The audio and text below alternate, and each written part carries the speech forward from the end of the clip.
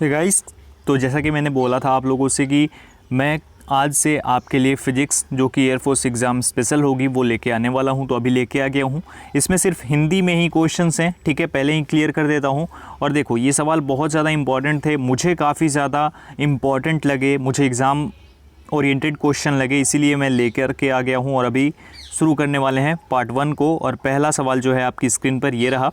यदि C1 व C2 धारिता वाले दो संधारित्रों को समानांतर क्रम में संयोजित किया जाता है तो कुल धारिता होगी। यानी कि C निकालना है हमें कि C क्या होगा। C1 और C2 है जिन्हें समानांतर क्रम में संयोजित किया जाता है, जोड़ा जाता है। ओके, तो इसके लिए क्या होगी गाइस, आपको मैं बता दूं कि जो समानांतर क्रम में जो तुल्य धारिता होती है वो कैसे होती है। वो होती है C = C1 + C2 + C3 dash dash dash dash dash. तो इस तरीके से होती है ना, तो वहीं हो जाएगा। यानी कि C = C1 + C2, किसमें C1 और C2 धारिता वाले दो संधारित्र हों और समानांतर क्रम में संयोजित हो जाए तो कुल धारिता कितनी होगी, C1 + C2। तो ये ऑप्शन नंबर ए हमारा करेक्ट हो जाएगा, C = C1 + C2। नेक्स्ट दूसरा है हमारा, यदि 10 ओम प्रतिरोध के तार को खींचकर इसकी लंबाई को दुगना कर दिया जाता है तो इसका प्रतिरोध क्या होगा। यानी कि एक R1 हमारा 10 है और इसकी जो लंबाई है L1 को खींच करके L2 किया जाता है, तो वहाँ पे प्रतिरोध कितना हो जाएगा, यानी हमारा R2 कितना हो जाएगा, ये हमें निकालना है। तो R2 निकालने के लिए क्या करेंगे, देखो R1/R2 करेंगे, R1/R2 हम कर देंगे = हमारा कितना हो जाएगा, L1 है, L1/L2 का इसका होल स्क्वायर फुल हो जाएगा। अब यहाँ से हम क्या करेंगे, R1 का जो मान है 10 वो पुट करेंगे, R2 को ऐसे ही रखेंगे और = हम कर देंगे यहाँ पे 1L हो जाएगा, ठीक है। और उसके बाद हमारा दूसरा हो जाएगा कितना, 2L हो गया। उसके बाद इसको क्या कर देंगे, हम होल स्क्वायर कर देंगे। अब नेक्स्ट देखना, 10/R2 = L का वहीं हो जाएगा 1 हो जाएगा यहाँ पे और बाई 4 हो जाएगा, यानी 2 का स्क्वायर 4 हो जाएगा। अब यहाँ से हमारा R2 = निकल जाएगा 40 ओम। कितना हो जाएगा, 40 ओम। तो यहाँ ऑप्शंस में देखो 40 ओम कहाँ पे है, ऑप्शन नंबर सी है 40 ओम। यानी कि यदि 10 ओम के प्रतिरोध के तार को खींचकर इसकी लंबाई दुगनी कर दी जाती है तो इसका प्रतिरोध जो होगा वो 40 ओम हो जाएगा। ऑप्शन नंबर सी करेक्ट हो जाएगा।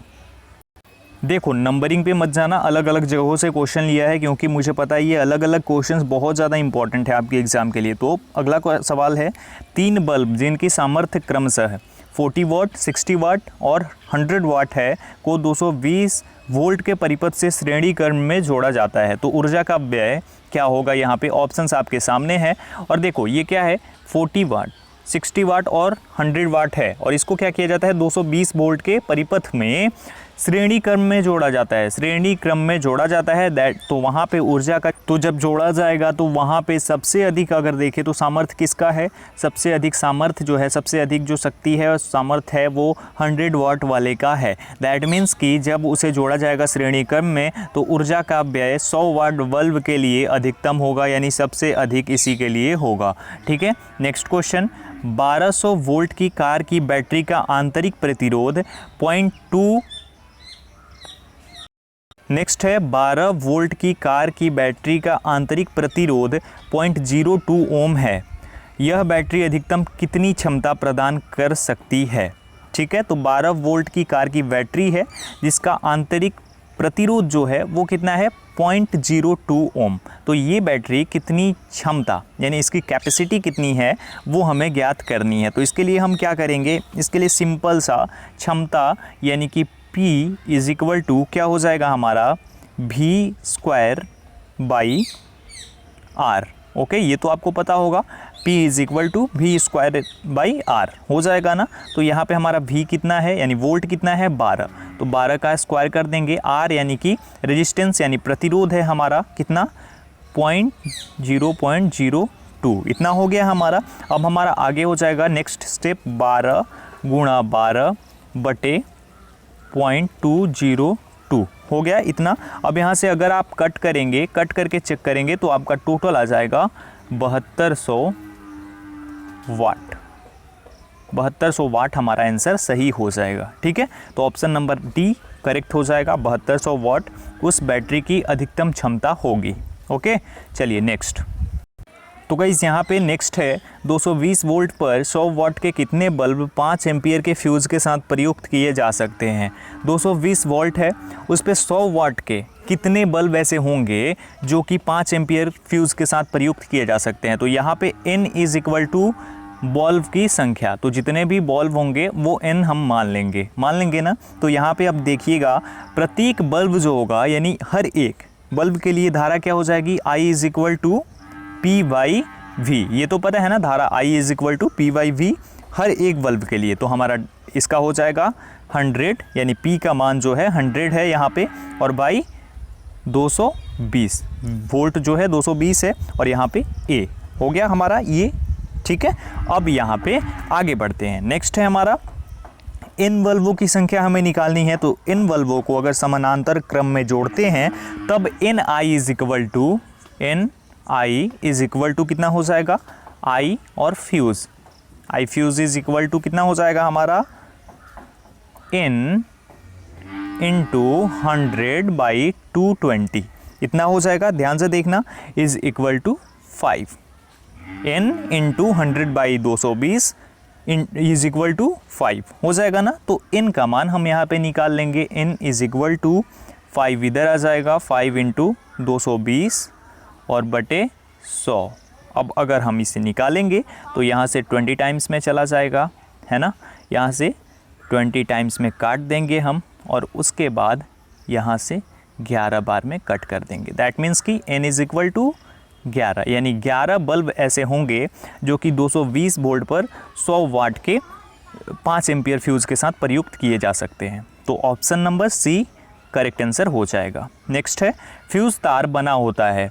तो यहाँ पे ऑप्शंस हैं 63% टिन व 37% लेड के साथ, 63% लेड व 37% टिन के साथ, 63% टिन व 37% एल्यूमिनियम के साथ, और 63% लेड एवं 37% एल्यूमिनियम के साथ। तो हमारा करेक्ट जवाब इसके लिए क्या हो जाएगा, करेक्ट जवाब हमारा हो जाएगा ऑप्शन नंबर ए, यानी कि 63% टिन व 37% लेड के साथ फ्यूज़ तार जो है वो बना होता है, याद रखना।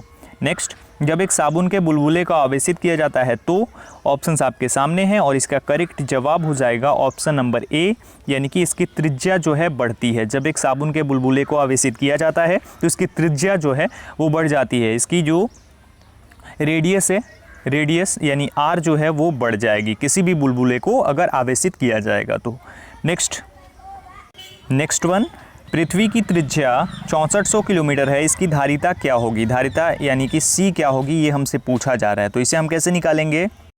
तो यहाँ पे अगर हम बात करें तो सबसे पहले रेडियस ऑफ अर्थ कितना हो जाएगा हमारा, हो जाएगा 6400 किलोमीटर, इतना है रेडियस अर्थ का। उसके बाद अगर धारिता हम निकालेंगे, धारिता सी इज़ इक्वल टू हमारा कितना हो जाएगा 4 पाई एप्सिलॉन 0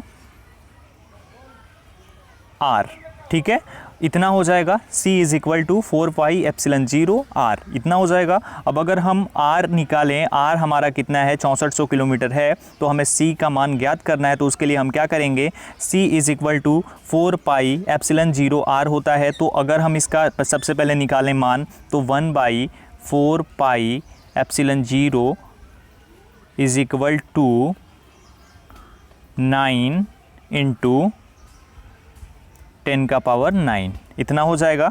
न्यूटन मीटर यहाँ पे लिख सकते हैं, न्यूटन मीटर आप यहाँ लिख सकते हैं, न्यूटन मीटर के साथ आएगा। उसके बाद हमारा अगर हम और आगे बढ़ें तो 4 pi epsilon 0 is equal to हमारा हो जाएगा 1/9 इंटू 10 का पावर 9, इतना हो जाएगा। उसके बाद नेक्स्ट आगे देखना, C इज़ इक्वल टू 6400 है ना, C इज़ इक्वल टू 6400 हो जाएगा। उसके बाद 9 इंटू 10 का पावर 9, ये कैसे आ गया, ये जो है 4 पाई एप्सिलॉन 0 का मान यहाँ पे हमने रख दिया, पुट कर दिया। अब आगे C इज़ इक्वल टू हमारा हो जाएगा, C इज़ इक्वल टू 6400, और जो 10 का पावर 9 है वो ऊपर आएगा अगर, तो हमारा हो जाएगा 10 का पावर -9 बाई 9, इतना हमारा हो जाएगा। उसके बाद हम इसको क्या करेंगे, कट कर देंगे, 2 जीरो यहाँ से ख़त्म कर देंगे। तो अगर हम दो जीरो ख़त्म करते हैं तो c is equal to 64 into 10 का पावर -7 हो जाएगा यहाँ पे बाई 9, इतना हो जाएगा। उसके बाद हम अगर इसको अब डिवाइड करते हैं, कट करते हैं, तो हमारा हो जाएगा c is equal to 7.11 into 10 का पावर -7, है ना।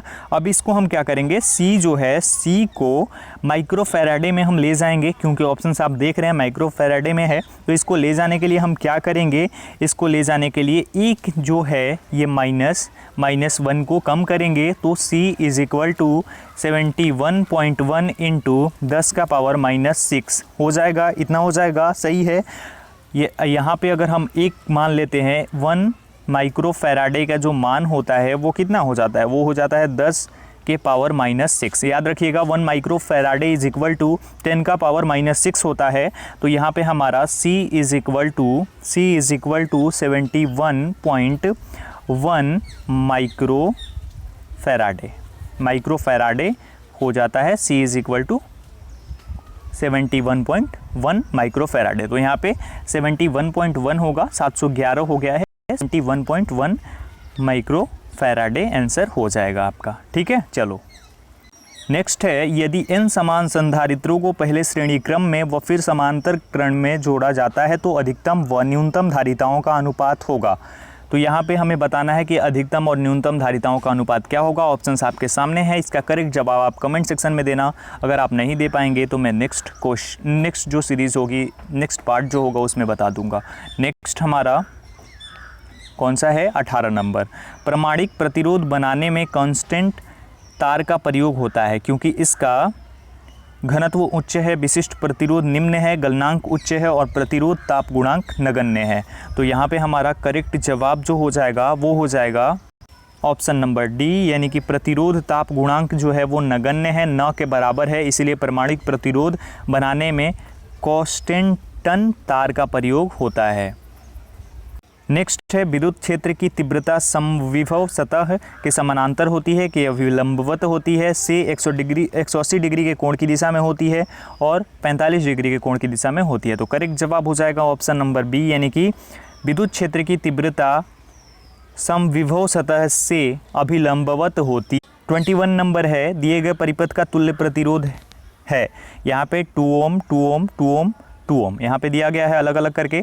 तो हमें अगर निकालना है तो बहुत ही सिंपल है, इसको कैसे निकालेंगे, R यानी तुल्य प्रतिरोध इज इक्वल टू 2 + 2 × 2 / 2 + 2 + 2।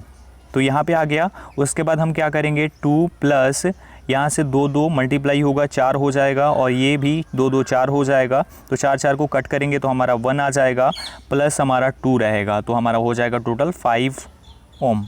यानी कि अगर हम इस परिपथ का तुल्य प्रतिरोध ज्ञात करेंगे तो हमारा टोटल आ जाएगा 5 ओम। ऑप्शन नंबर सी करेक्ट हो जाएगा। तो ये आज के पार्ट में मैंने इतने ही क्वेश्चंस रखे थे। आई होप कि आपको समझ में आया होगा, अच्छा लगा होगा। कुछ सजेशन है, कुछ और सुधार चाहते हैं तो आप ज़रूर कमेंट सेक्शन में लिखिएगा। वीडियो अच्छा लगा हो तो वीडियो को लाइक कर दीजिएगा, शेयर कीजिएगा अपने दोस्तों के साथ, और चैनल पर नए हो तो चैनल को सब्सक्राइब कर देना। Thank you so much.